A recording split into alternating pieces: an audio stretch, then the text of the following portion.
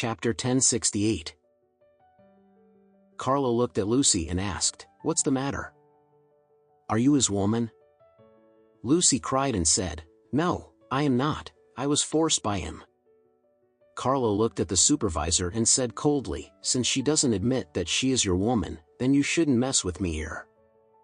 During this period of time, the overseer who was served by Lucy was already ecstatic. He was nothing more than a rural old hat, who had experienced this kind of white and tender lady from the city, so he had long been addicted to Lucy. Now seeing these people want to take Lucy away, he is naturally unhappy.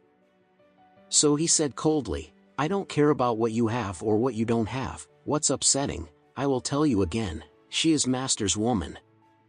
Carlo snorted coldly, "This is your own death, so I didn't give you a chance."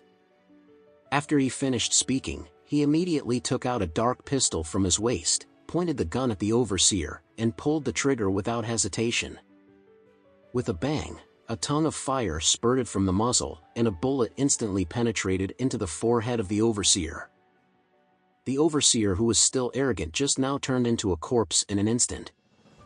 Lucy was so scared that she screamed, but Zora had a faint excitement in her eyes. She felt that she had a chance to survive.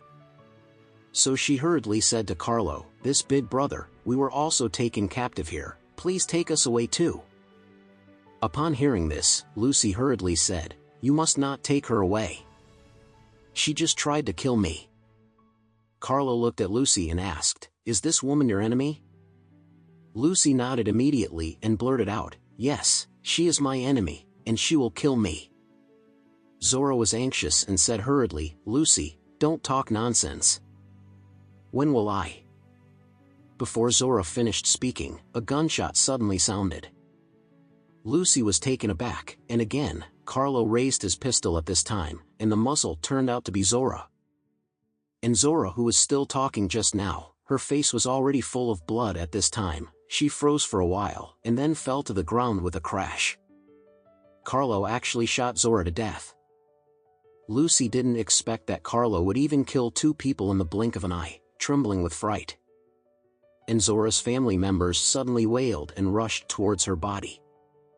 They didn't expect that Zora, who was still alive just now, was already separated from them. But they didn't have any choice. They didn't dare to seek revenge from Carlo and Lucy, so they could only cry with the corpse. Carlo didn't pay much attention to the family in front of him. He turned around and said to the younger brothers around him, "The plane is still waiting at the airport. Let's leave." The shocked Lucy immediately pushed into a domineering car. Carlo also stepped into the car when he came. When the car turned around, he opened the window and pointed at Zora's family. As long as her family rushed forward, he would immediately kill him.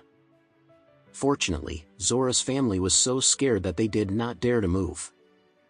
Immediately after that, the convoy drove away from the black coal mine in the mountain and headed for the local airport.